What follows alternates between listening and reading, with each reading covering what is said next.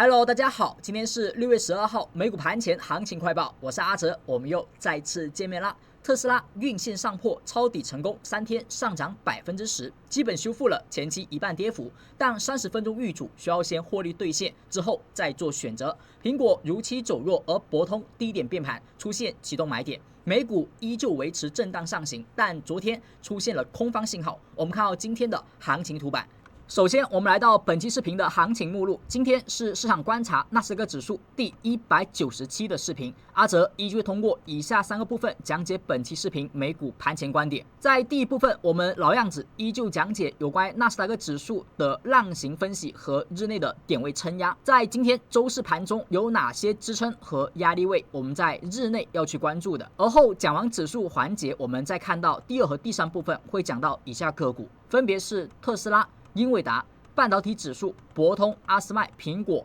Meta、MSTR、皮尔提亚、谷歌、微软、亚马逊、台积电、SMCI 以及我们新增加的 AMD 等以上个股标的，希望对您能够有所帮助。如果您是一位新同学，首次来观看阿哲视频，因为阿哲视频平时所涉及到的分析标的会偏多，所以视频的时长往往会偏长。如果您不太有时间观看全部内容，阿哲的建议是，您可以点击播放按钮旁边这个三角，点开之后，你会看到今天的视频当中所有内容都已经整理成了时间轴，点击对应时间轴可以观看对应的内容，希望对您能够有所帮助。在讲解本期视频内容之前，阿哲有一些内容的更新要讲一下。首先第一个就是上期视频我们增加的这个色块，可以让大家更加快速知道阿哲对于某些个股可能在寻找它的一个机会，比如红色的就是找空方机会，绿色找多方机会，而如果是灰色呢，就说明目前中立，没有明确的看多和看空。另外一点更新的就是阿哲平时所发布的美股盘前解析，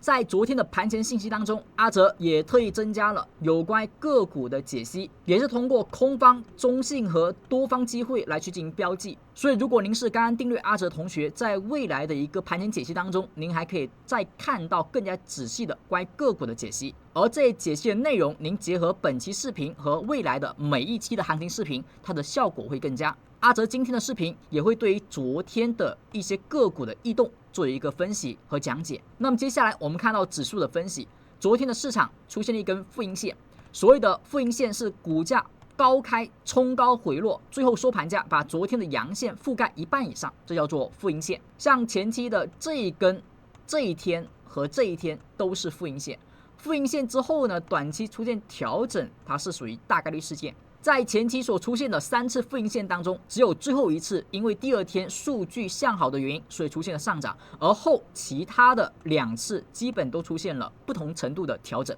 而目前又再次出现了负阴线。那么这一次负阴线会不会出现如期调整呢？我们需要去关注这一点后续的空方机会。接下来我们再看到纳指的一个浪形，阿哲依旧保持前期我们的观点，目前的上涨处于一个上涨的楔形当中，而近期的股价虽然盘中可能会有上升或者说下跌，但整体收盘依旧在这一个三角形整理的区间之内，没有出现一个特别有效的突破和跌破。阿哲在录制本期视频的时候，看到纳指期货已经对于三角形整理出现了略微的跌破，楔形的方向好像有所选择，但是还不是特别有效，所以我们需要继续去关注指数的一个方向，目前依旧属于楔形收敛状态，方向不定，所以整体我们还是以个股的交易为主。而第2和第3部分的考虑，当时我们讲到消息面主要是中美谈判，但是中美谈判目前结束之后，其实它有点弱于大伙的乐观预期，这是一个小心的一点，它容易走的是第3部分。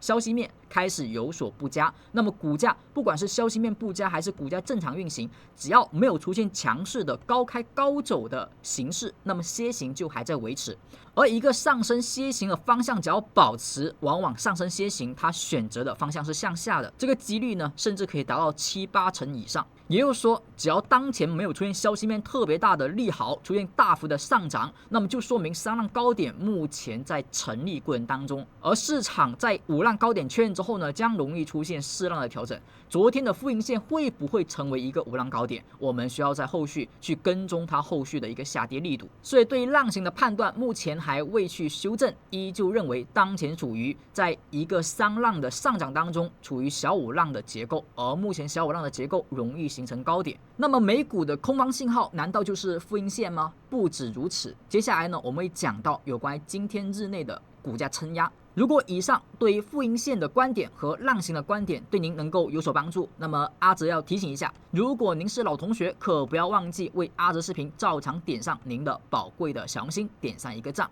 同时，假如您的时间相对的充裕，也不要忘记为阿哲视频留下您一句宝贵的评论。而假如您是新同学，那么阿哲也希望您在观看视频时可以点击订阅按钮，在点开订阅之后，您就可以成为阿哲讲具有频道的订阅粉丝观众。而后您只要再顺手点开全部铃铛，那么未来阿哲的每一期视频在发布之后，就会第一时间通知到您，感谢您的订阅支持。接下来我们来到第二点，前期的浪形的观点没有改变，那么对于日内撑压，我们更多所看的是短线交易方面。因为关于浪形的判定，它更多可能不是基于交易，而是对于整体后市的一个判断和推演。但是对于交易呢，我们更多的去关注日内的撑压，如何通过短线日内的撑压来判断目前应该是做多还是做空。这一个日内撑压是阿哲每天美股开盘之前都会发布到我们的 Telegram 当中的盘前解析。刚才上方是所讲到了一部分的内容，比如说浪形，比如说某些个股的技术面的异动。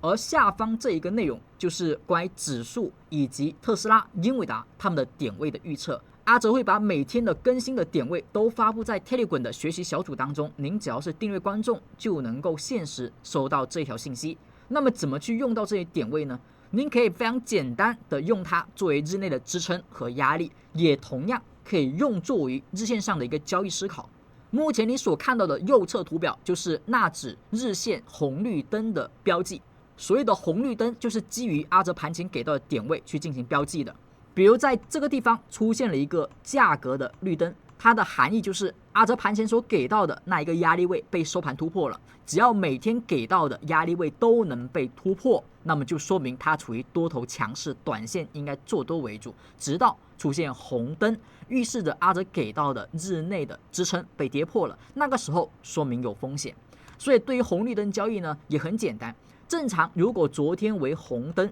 今天为绿灯，说明昨天红灯为砸盘，今天绿灯为方向性的指引。那么后续只要是绿灯，亦或者是无灯，都能够看涨，除非再次出现红灯 K 线。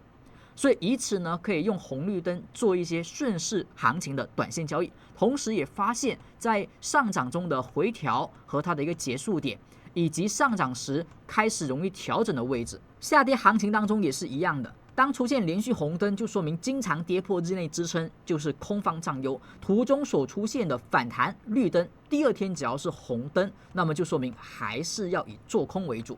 那么当前我们来看到图表当中，最近的上涨虽然是震荡的，虽然是难以去判定的，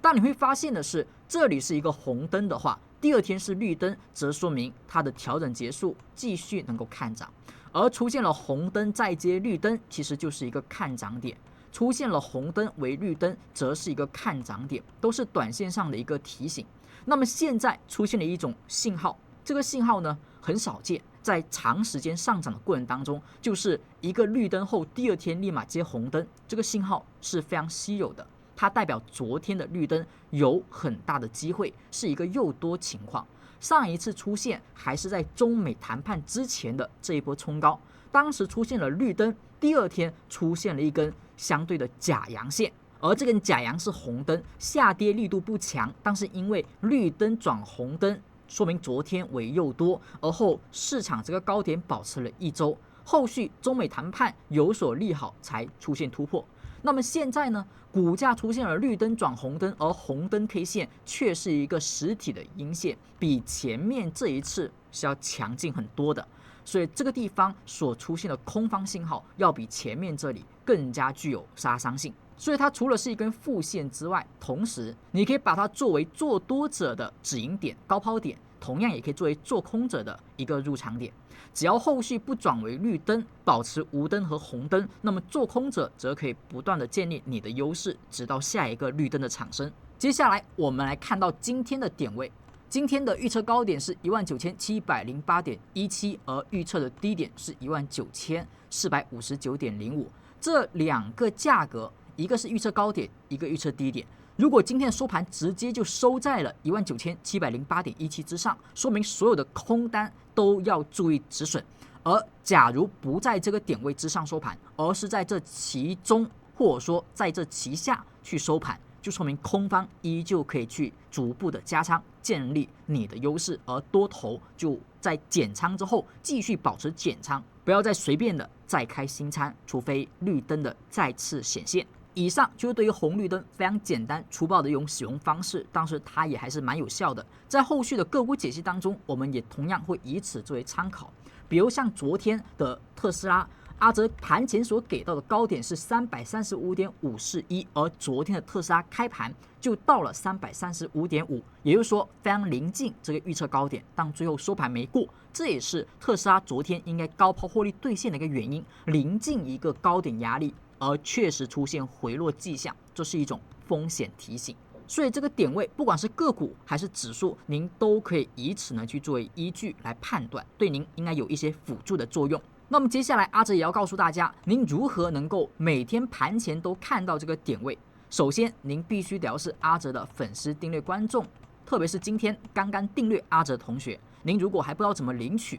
那么接下来您需要点开评论区。在评论区中有一条置顶评论，放在第一条是阿哲所发布的。在这条评论当中有助教老师的联系方式，阿哲的唯一一个助教，那一个链接就是 Telegram 的链接，点击之后您就可以找到助教，而后您需要给他发送一个领取的口令，就是盘前这2个文字。在发送之后，助教老师就会告诉您如何能够每天盘前观看到阿哲的盘前解析。不管您是需要盘前的点位的支撑和压力的测算，亦或者是某些个股能够更加及时的更新阿哲的观点，那么以此应该对您都有所帮助。当然了，对于订阅粉丝观众，阿哲的福利远不止于此。盘前解析只是为了弥补阿哲不是每天更新视频，阿哲呢一般是周2、周4和周6这3天进行一个视频的更新，只要没有意外啊，只要阿哲这边呢有空，246都会保持更新，永远不变，雨打不动。但是除此之外的时间，可能阿哲就没有太多的去更新内容。所以呢，如果您能够看到盘前解析，那么其余的时间，包括246，您都可以更加及时的在阿哲视频发布之前得到阿哲的一些观点和个股的判断。不过这些毕竟只是实际内容当中交易的一部分。那如果您更想要的是阿哲，我想要学技术分析，我除了交易之外，除了目前行情的判定之外，我还想学一些方法，我自己能够未来用得上，自己能够看的。那么盘前解析对您来讲就还不太够。所以阿哲呢，同时也准备了其他的订阅福利。只要您是订阅粉丝观众，除了盘前解析和点位预测之外，同时您可以加入阿哲的学习小组，以及享受到每月每周我们特别定制的内部直播思想课程。这些思想课程讲的都是一些进阶的技术分析，并不是公开频道当中所去分享的内容，所以对您来讲应该对于学习会更有帮助。不过这里要提醒的是，粉丝学习小组它不是每一位同学都能够加入，它有一定的门槛，他必须得要是认真学习，真的有时间花在技术分析的研究上的那一部分同学。那么阿哲怎么知道您是这一类同学？很简单，您只要能够收听一节我们内部思想直播课程，而后完成一次课中老师所布置的作业，再交给助教老师评分合格之后，您就可以获得加入粉丝学习小组的一个权益。希望每位同学都能够通过这样简单的一个考试。接下来阿哲告诉大家本周的一个课程安排。从6月10号开始，我们的内部思想课程就已经开始了。昨天6月11号是阿哲所讲到的量价共振龙头启动。当时在这一课程当中，我们就很明确的讲到了，不管谈判的结果如何，不管消息面如何，这一天有某些方法能够告诉你尽可能上涨，不要去买股票。阿哲在当天就有提前告知了，在美股盘前。所以如果您是今天才看到阿哲视频的同学，前面的课程可能错过的，那么记得在找到助教之后，您可以跟助教去领取一下前期课程的回放视频。每一节内部课程都有限时的回放，您可能因为时差原因不能够及时的参与，或者说您刚看到阿哲视频前面还不知道，但只要您现在找到助教，给他回复一个报名2个字，那么助教老师呢就会把最新的课程的链接以及前期的视频回放给大家去进行一个收听。那么以此呢，您也可以做一个学习。所以以上的3重福利，在大家订阅阿哲讲技术频道之后，希望以此能够对您的技术分析学习提供一些初期的帮助。接下来，我们对于指数的环境有所认识之后，明白目前的指数来到了一个调整周期，它究竟是调整呢，还是真的五浪高点的形成呢？我们需要一步一步的去跟踪，去发现空方的动能以及多方的衰退的力度，再去研判。但是在此之前，我们依旧能够通过个股的走势提前研判某些个股的机会。接下来，我们看到特斯拉的图表，阿哲会讲到特斯拉的日线和30分钟的走势。目前的特斯拉在空间上怎么去看？前期通过浪形前方反弹4浪的高点压力，我们判断出了这一波5浪向上推动的一个高点形成的位置，是不是以此获取了这一波下跌的空方利润？虽然趋势目前没有因此而出现太大的改变，但是这种调整之下，如果你提前能够去规避、去高抛，而不是死拿着、死撑着，那是不是你能够有更多的资金在更低的位置去买入特斯拉？当然，如果您能够及时做空、反手做空，那同时你不止上涨赚钱了，下跌您也赚钱。在上期视频当中，我们讲过，目前的特斯拉跌到了这一个前方上涨4浪的区间，而下跌到了支撑位上，出现了晕线，小 K 线被大 K 线所包含，而后在第3天出现了反包，是不是这种位置产生了晕线上破的买点，出现了最近的短线加速上涨？在上期视频当中，我们有讲过，这一波反弹呢，仓位尽可能就不用放太重啊，1到2成是比较合理的，3到4成呢相对比较激进。而中反弹的区间的目标位就是这个缺口的回补，作为最后或者说临近相对极限的反弹目标。而价格在回补缺口之后呢，也出现了高开低走，冲高回落。那目前我们怎么看出这里容易出现回调的风险？在日线上，可能通过这个缺口，你无法太过于明确的看出这里可以做空，因为日线上的做空点更加明确的是收一根阴线，把107天均线给跌破。当你想要更加提前的去卖出，在日内找到风险点，你可以看到30分钟。在昨天盘中的时候，阿哲就关注到，从前方的低位出现了大幅的一个30分钟的反弹，这一波力度是很强的。那么它的反弹目标从30分钟来看，有一个地方是一定要注意的，就是170天 MA 的地方，这里作为一个压力，因为它是对于170天 MA 乖离过大、过于遥远，所以才产生了一个均值的回归和乖离的修复。那么目前已经完全的又来到了170天均线附近，170呢又是往下走的，所以30分钟的特斯拉处于一种熊市的局面。那么既然是熊市局面，在有效突破170 MA 之前，是不是每次到170 MA 附近都可以算是熊市的一个高点啊？昨天盘中6月11号，阿哲这边是香港时间的11点半，也有讲到特斯拉今天的高点呢和红绿灯预测的高点太贴合了。这种 K 线，有同学问到，像目前啊有人认错，有人好像要和好了。但是这种 K 线能加仓吗？也不太适合加仓，还不如呢等这一根阴线后续被反包之后再去买进，更加稳妥。同时在30分钟，它也碰到了170天 MA， 所以对于30分钟来讲，这一波反弹的空间已经特别的够意思了，我们就没有必要在这里还去追求它能够去向上的有效突破。在这个地方，你可以把本次的反弹利润先落袋为安一部分啊，没错，你可以先减仓一部分，不一定要全卖。而对于有些同学可能比较快的，他就直接防守做空了。不过这个位置的做空点呢，只能说是初步的去做空，因为真正明确要去做空，最好是日线把缺口重新的跌破是更好的。目前还没有完全跌破，而假如日线的缺口能被跌破，那么往下去看，下面30分钟的支撑就是这一根大阳线的区间，以及前方这一个低点附近的区间，作为30分钟如果做空的投资者，你要注意的，它的2个支撑位在日内要去注意，小心它们的支撑效果。而对于多头来讲，您如果减仓之后想要再去买入看多，那最好等待的就是价格把这一根阴线给收盘突破，站到170之上，可以尝试的再去做多。而后以30分钟的170作为反手，它不要突破之后又跌破170，那么就依旧持有多单。那么在此之前，目前处于上涨后的回落，没有突破之前，170作为强压力，越是靠近，只要没有突破，不要随便去买入多单了。接下来我们通过资金和动能的角度来分析特斯拉的图表。在图表的走势当中，你会发现最近是不是保持着绿灯，还没有出现红灯？所以这里呢，把今天的预测值告诉一下各位。我们看到今天的预测高低点，高点的压力是337.465，而低点的支撑呢是324.465。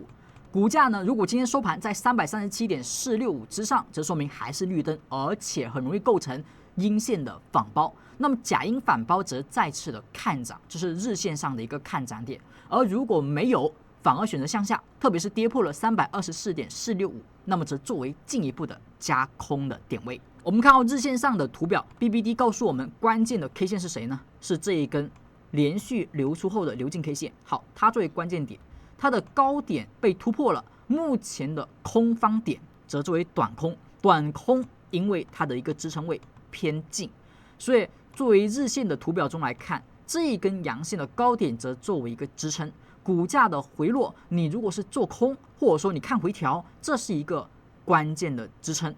它其实也是我们刚才在30分钟当中所去看到的某些点的重叠。当这一个价位在回落时能够产生支撑，比如说长下影线时，后续再启动，其实可以再次转多。而如果这一波的调整它没在这里止跌，能够直接的贯穿，那么作为做空者，其实也算是一种加仓的点位。所以特斯拉呢，当前处于一个再次要确认的点，不像前面的强势的顶分型能够明确去看空。这个地方呢，它不是一个明确的转多转空点，只是对于短线的多头来讲，它属于获利兑现的点。以上是关于特斯拉的解析，接下来我们看到英伟达。目前你所看到是英伟达的图表，在空间上，我们最近真的是讲了太多次了，143.95依旧没能突破，而后出现了压力位上的负阴线。如果想要去做空，阿哲不是说不行，但是阿哲这种呢，一般作为一个观察点，这里会不会出现比较明显的回落135.01呢？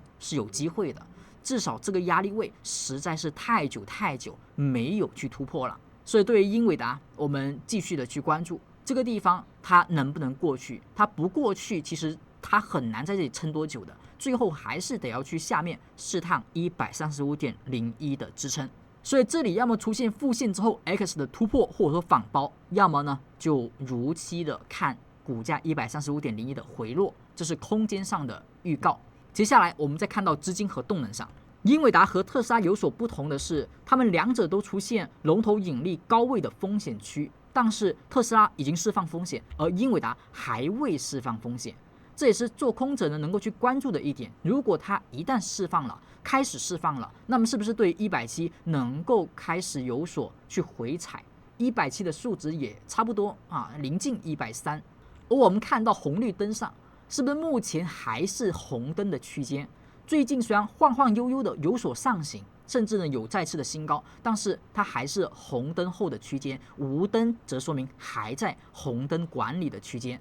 它还是属于空方占优的，哪怕上涨，它的力度不够，没有去扭转前面的红灯。而后底下的资金呢，整体是震荡波动，离这个零轴偏近，所以 BBD 呢没有太多参考的一个意义了。我们更多的看到 K 线上，它是一根负线，而后还在红灯的区间内。再出现一根红灯的话呢，我们认为它要回落底下的支撑位了，和170了。看到今天要关注的预测点位，低点的支撑是140.79，高点的压力是143.91，关注这两个价格。以上是英伟达的解析，接下来我们看到半导体指数。半导体指数在突破了170有效之后呢，往上波动，而波动的空间越过了1倍，目前来到了1.5倍。那么在1.5倍的地方出现了压力，而后产生回落。目前对于半导体指数，阿哲呢没有太多想要去操作的一个心思，因为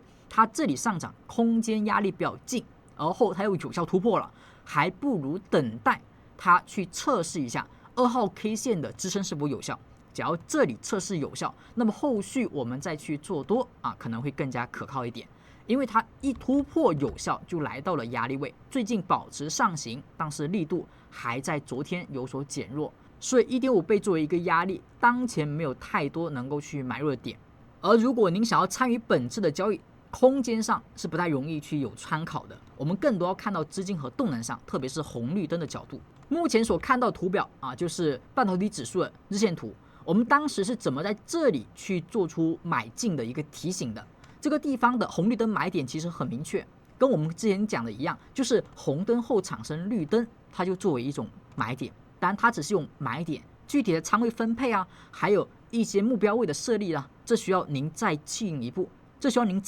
的调整。当时这里出现了红灯转绿灯为买点，而后股价冲高回落，没突破170，再次的下跌，出现红灯。在这个红灯转绿灯之后，股价是不是又出现了买点？这个买点直接在170附近没有遇到阻力，再次的上行，而后晃晃悠悠没有出现过红灯，一路保持绿灯，一直到现在。所以目前的这一笔交易，在红绿灯的角度，就是它得出现一根红灯来明确风险和调整的力度的有效。空间上，我们知道229附近是1.5倍的压力，而在点位上呢，我们要看到今天的预测低点，低点是222.65。今天如果收盘价跌破222.65，则是一根红灯 K 线，那么这一个绿灯买进，那么红灯就作为止盈。高点的压力是228.18，关注这两个价格。以上就是第一部分、第二部分的解析。接下来我们来到第3点，关于个股的分析。那么这些个股的标的会偏多一点。那么阿哲呢，就简单通过图表、资金动能上来快速的去播报他们短线上的策略。我们来到第一支标的是博通。博通这只股票在上期视频我们也有讲到，它有低点变盘的可能。那什么叫低点变盘？这是阿哲呢一直用 BBD 去进行识别的。这个信号阿哲非常的关注，并且认为它是可靠的，所以每次出现在个股上、指数上，阿哲或多或少都会有去强调，什么叫做低点变盘？指的是股价在上升的趋势当中出现了回落，回落时 BBD 资金在明显的流出，而流出的一个幅度，如果真的只是一个正常的温和的回调，那么它不是砸盘的话，或者说不是出货的话，它在下穿的这个地方就应该结束洗盘了。所以这根 K 线的高点只要能够被快速的突破，它的低点有支撑，我们就认为它的调整将结束。所以这一波震荡在这一根 K 线被突破之后呢，走出了股价的上行，后续价格再次的下跌，这波下跌它的下穿就是上期视频我们所讲到的低点变盘，这里确实有支撑，而高点确实也被突破。所以博通呢，它属于一个比较标准的低点变盘再启动的模型。昨天这里应该作为一个做多点，这也是在昨天盘前我们去关注到的一个中性的考量。因为你会发现在博通的股价走势当中是出现了3阴缩量止跌的10日星阳线，那么又因为 BBD 的下穿，又加上2天10日星，所以这个地方其实可以去博弈它的一个上涨，还是没有问题的。这就是在指数虽然处于5浪末端，但是有些个股还出现了短线机会。我们所说的指数在分化，资金在不同的选择，所以你会看到有些股票跌得厉害，比如说苹果，那有些股票呢能扛得住调整，比如说博通，这又是一个分化的市场。那么接下来我们也继续去观察，在作为买点之后呢，它的防守位依旧可以用前方的这根下穿 K 线作为防守，价格如果跌破它，那么就说明低点变盘只是一个反弹低点，后续还要小心下跌。但这个地方呢，你也可以用红绿灯来作为防守。我们怎么样去看待红绿灯的点位？今天的预测低点支撑是248.355，而它的高点的压力是259.325。那么在博通产生买入机会之后，您要注意了，也要关注指数的回落的一个力度。如果指数整体调整力度真的比较强势，这个地方如果真的是小5浪高点的形成，要进行指数的日线级别4浪的回调的话，那么博通这一波的低点上涨，则大概率是一个反弹的低点。那么本次的上行，则要注意某些压力位上的一个冲高回落，或者说滞涨的信号，作为获利的兑现。博通上方这个缺口是一个相对大量的缺口，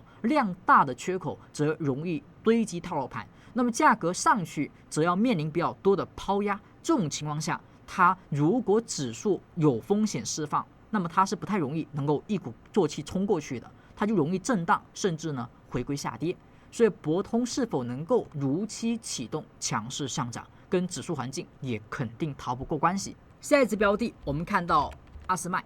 阿斯麦的整体股价走势还是蛮强劲的，市场呢出现了一个对于左侧高点的突破，而突破之后，第二天出现了冲高回落。而我们看到这一根 K 线的底下，阿哲呢是没有去太过于关注阿斯麦的一个交易机会的，因为阿哲总觉得它确实不算强，它呢只能算是一个补涨类型的。前面大家都在涨的时候呢，它在走震荡。最近大家呢有所回落了，开始有所冲高，所以这个节点不太适合于做突破。那么这个地方它是一个上穿有可能是一个高点变盘，就跟前期的这种下穿容易是调整当中产生支撑的位置。那么这个地方的高点被突破，但这个突破还不是说特别的有效，因为突破第一天、突破第二天就已经收阴冲高回落了，虽然没有跌回来。但这个突破还不能说这个压力已经取消了，所以当前这一根 K 线的高点还是以高点变盘来看，如果这里收阴再跌回来，这个判定就更加有效。今天除非收一根阳线，而且够强，那么阿斯麦就是有效突破前高，同时前方的高点变盘则不是高点变盘，后续可以延续看涨。接下来我们也可以看到它的红绿灯角度。从前期这里也是出现了一个红灯转绿灯的买点，红灯转绿灯的买点不是说就多么的强，但是它确实比较明确，并且比较的理性。这里也是一个红灯转绿灯，第二天红灯立马就跑了嘛。好，这里出现了红灯转绿灯，后面没有红灯，那是不是我们可以至少一笔仓位持有是没有问题的？现在又出现了上行冲高回落，没有红灯，那么就等红灯的产生。今天的低点支撑是774.11，高点的压力是790.67，关注这两个价格，跌破774.11，则不只说明前方高点它依旧是高点的判定，同时也出现了红绿灯的减仓卖出信号。接下来我们看到苹果的股价走势，我们在上期视频说过，苹果发布会之后呢是相对不太好的。而后它出现了绿灯转红灯，那么只要后面不是红灯，那么是不是保持找做空的机会？所以在昨天的盘前，阿哲讲到的空头机会当中就有苹果，因为它是提前指数出现了负阴线，指数呢在昨天才出现负阴线，而苹果在发布会那一天就出现了负阴线创高收低，而且很强，所以这种 K 线后的第二天为 X 的高点为压力，昨天冲到压力位回落，是不是再次的做空加仓的点，是吧？下跌反弹又下跌，在日内形成了一个破位。那么当前的苹果呢，你要关注一个地方，就是日线上它来到了一个支撑点，这个支撑点是前方这根阴线。我们之前一直讲过，股价在这里面盘整，如果要去比较放开手的去进行加仓空单的话，它最好能够果断的跌破前方这根阴线的低点。跌破之后呢，可以再次的构成加仓，或者说在跌破之后呢，你前期的仓位会更加安全一点。那么这里要稍微注意的是，一个是苹果临近了前方的低点的区间支撑，这里呢如果有止跌现象，那么你的空单要注意有获利兑现，或者说有所止盈部分。另外一个小心的点，下方的 BBD 它接近下穿，目前你看到这个 BBD 数值是 3.816。股价在这里略微停一下，震荡一下，它就下穿了。一旦下穿，是不是有机会是低点变盘？至少是一个震荡的低点。所以苹果的做空呢，已经开始建立优势，但是不要掉以轻心，要扩大你的优势，得要收盘把这一个前方的支撑给跌破，同时接下来的那根 K 线，它最好低点能够后续依旧被跌破，那么就不会构成低点变盘。我们再看到红绿灯，只要不是绿灯，那么对于空方来讲就没有必要全都走。我们看到今天的低点支撑是 195.55， 高点的压力是 201.64， 关注这两个价格。今天如果能继续收在 195.55 之下，那么就更好了。下一只个股我们看到 Meta 的股价走势，有同学说阿哲，那这里是一个绿灯，那绿灯之后是不是红灯转绿灯要看涨啊？这里有一个另外的一个技巧，就是红绿灯啊，它除了出现单独的两个颜色，红灯转绿灯为买点啊，绿灯转红灯为卖点之外，它有时候会出现三灯的形态，三种 K 线，三根 K 线，三个灯。那么绿灯、红灯、绿灯，当出现这种颜色交击重复出现时，下一根 K 线为变盘 K 线，下一根 K 线的上涨则构成后续看涨，下跌构成后续看跌信号。它是第二种红绿灯的使用技巧，相对的复杂一点。而因为 Meta 昨天是冲高回落的副线，又结合前面3灯的显示，所以当前的 Meta 虽然有绿灯，但是依旧是往下要看跌的，除非再出现一根绿灯，我们才打破这种看空的想法。那么当前的 BVD 呢，在连续的上涨之后，上穿 K 线是这一根 K 线，所以它能够作为我们看到的往下看的一个支撑位。你不可能说阿哲这里一有空间上的压力，一有风险，我直接看到170，那就有点太远了。这里我们先看到上穿前期的这根 K 线的支撑，而后连续流出之后，它会不会某一天出现下穿呢？也是我们要关注的点。这是 BBD 和我们的动能 K 线上所给到的一个提醒。接下来你就要看到红绿灯，今天不要走绿灯，今天走绿灯则做空的同学要跑，它就有可能继续的转向。今天的低点支撑是684.625，高点的压力是701.505，关注这两个价格。下一只股票我们看到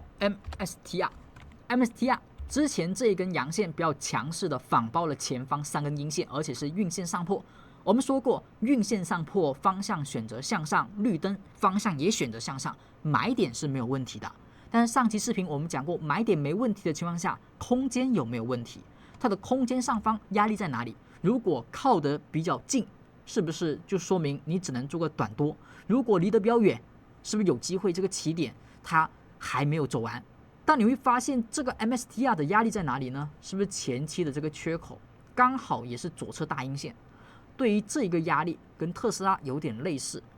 那么它是不是出现了什么冲高回落？所以阿哲昨天讲到的是比特币反弹有滞涨现象，而 MSTR 呢又在大量的缺口附近，所以这个地方阿哲看空呢是要找这方面的机会的。不过它没有出现一个红灯，所以哪怕呢做回落做下探，你也要注意的是，目前仓位呢是上不了太多的，它还没有红灯。你看一下底下的上涨反弹，关注上穿 K 线的高点为压力没有问题，它有可能是高点变盘，但是还要确认，怎么确认啊？股价收盘把它跌破，只要把它跌破，这里则是能够再次加空的地方。所以 MSTR 如何去看呢？看有没有红灯，看这一根 K 线能不能跌破，跌破则高点变盘成立。我们看到红绿灯上第一点的支撑是377.67，高点的压力是389.94，关注这两个价格。下一只股票我们看到 PLTR 其实也是昨天阿哲所写到盘前当中要去关注的，可能有空方机会的个股。那么关于空方机会、多方机会等等呢，不是说一看空一看多就立马做空做多，在价格上一定要有表现。比如说股价一直在保持阳线，难道你就立马左侧看空吗？是不是不太适合？是不是它得要至少有回落的迹象？那昨天直接就高开高走，那你还做空吗？所以这就是我们要去看信息的时候，最好你能够理解一下阿哲的想法，或者说明白阿哲所使用的一些方案。这里出现了一个上涨是三阳小顶，3号 K 线比2号 K 线短，3阳小顶就在左侧的压力上，是不是可以找空方机会？但前提是它不能够突破，而后它要跌破3的低点才行。它没有这个迹象，那么就不以3阳小顶做空了。接下来我们去找到的点位是什么呢？找到这一根 K 线，它是上穿 K 线，前期这波反弹它也上穿了，是不是高点变盘啊？而后这一天又上穿了，又是一个长上影线，结合高点变盘，这里敢出现收阴跌破，是不是立马可以看空？但是它要出现才行，没出现之前，我们是不是尽可能把它作为一个支撑位啊？因为高点变盘的低点，它这个地方就是要跌破确认的。换而言之，它是多方的防守位，这个地方它是有支撑的，只要它这里不跌破，它就是有支撑能够看涨的。目前我们关注一下这根 K 线低点能不能被跌破，以及绿灯能不能被打消。看到今天的预测点位，低点支撑是134.69，高点压力是141.7，这两个点位。关注今天的低点是否能被跌破，跌破就是红灯，绿灯后转红灯，如果结合破位，那么效果会更好，则作为看空点。下一只个股我们看到谷歌，谷歌呢在突破了170之后，产生了一个震荡，是不是有点晕线的这种现象？离170突破呢后有点不太站稳。我们看到关键的上穿 K 线是它上穿之后能被突破，但突破之后呢，它目前要有一个回踩的过程，所以谷歌这里呢是有临近的一个支撑位的。虽然它突破的比较晚，但是目前如果市场有调整，它呢是比那些悬在170相对较高的地方的个股是有一个比较靠近的支撑位的，而且是相对强的支撑。所以对于谷歌来讲，短期内做空它并不是说特别合适。这里除非出现下跌后不能够站回到这个区间，能够去看空，看一波像前面这种突破170失败的下跌。而在此之前呢，它跟半导体指数有点类似，你在这里呢去找做多机会是可以的，但找做空机会呢目前不太合适。我们再看到它有连续3根的绿灯，前方这里是不是也是低位出现了红灯转绿灯？这里也是红灯转绿灯，3次红灯转绿灯，有一次呢是冲高回落，有一次呢是直接滞涨。那你要注意了，红灯转绿灯之后遇到压力位回落，你说阿哲我一定要等到红灯再走嘛？是不是也不一定啊？所以现在你看到红灯转绿灯，它在170呢直接越过去了，跟之前不一样。所以这里保持绿灯，保持看涨。而当前你要看到它会不会有红灯？看到低点的支撑是176.52。高点的压力是180.27，关注这两个价格。我们再看到下一只标的是微软，微软的价格走势还是保持在一个绿灯的范围。那有同学说阿哲，这里不是一个红灯吗？但是你会发现它这里是不是红灯转绿灯再转为红灯？是不是3色同时出现？3色之后的价格是什么？是一个假阴线，它是一根上涨的阴线，收盘价抬高了，是不是股价应该构成看涨的信号？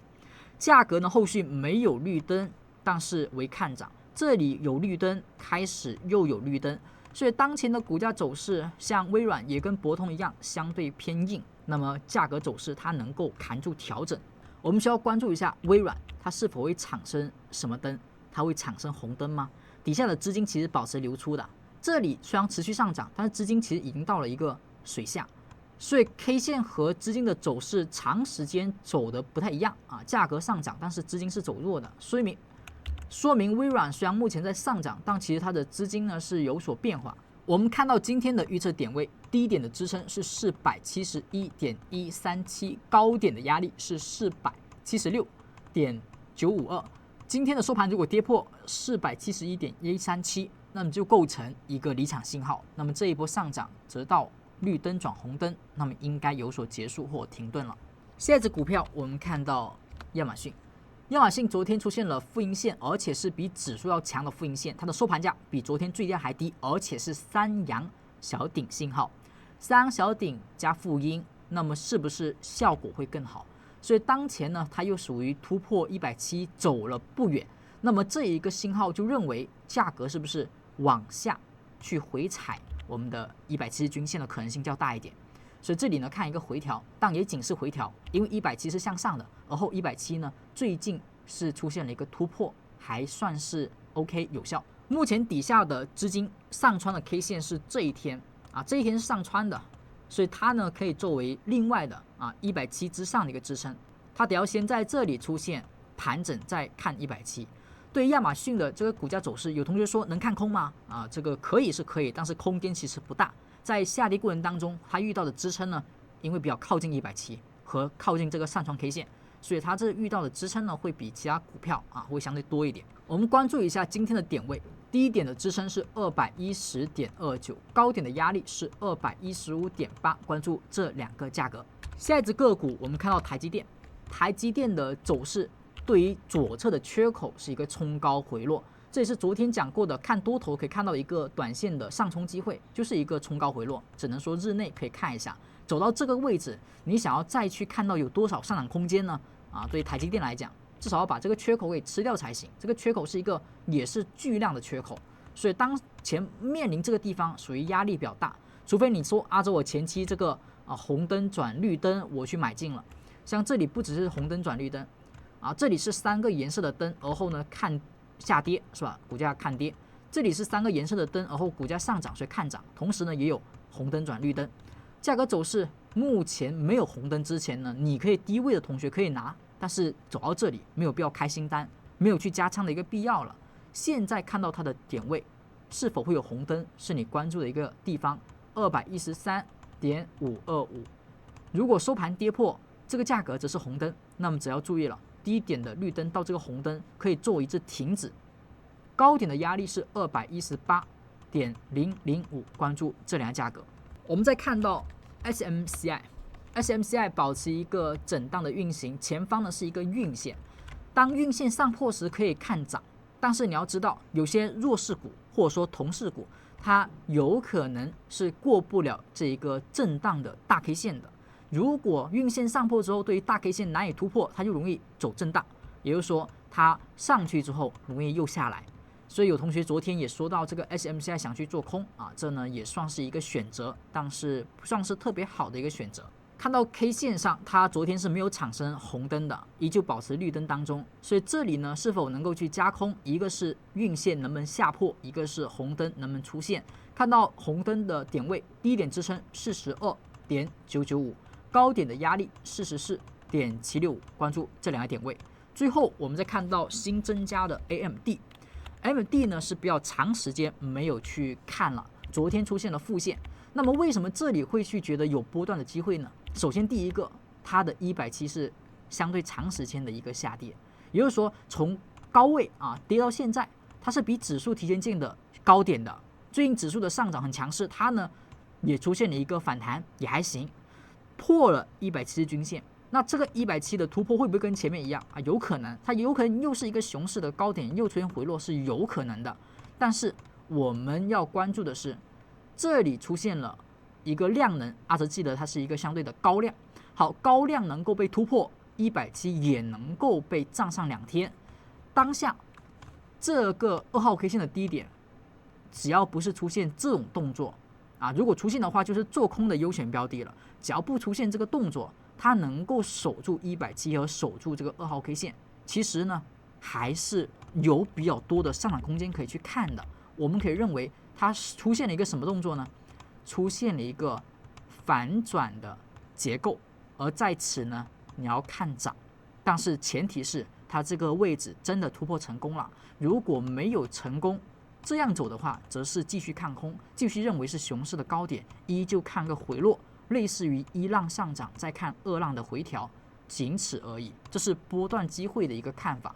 首先你要看有没有交易机会，目前没有买点，反而有一个卖点，因为红灯产生了。接下来短线上来看，就看红绿灯，它如果能够在这里出现收阳，把2号 K 给突破，它其实可以作为波段的首次的进场点，或者说建仓点，但前提得要有这种动作才行。没有之前呢，就先看着看它怎么走，是给你空方的波段机会，还是多方的波段机会？我们看到今天的点位预测，低点是118.215，高点是120.805，关注这两个价格。以上就是6月12号美股盘前行情快报。美股出现做空信号，不管是 K 线还是动能上都发出了预警，这一个地方多头要小心。如果有所获利，那么记得及时的获利兑现。特斯拉也出现了高抛的信号，这个地方是否要去做空，我们需要进一步的去跟踪。那么希望以上的内容对您能够有所帮助，更多精彩视频我们下期再见，拜拜。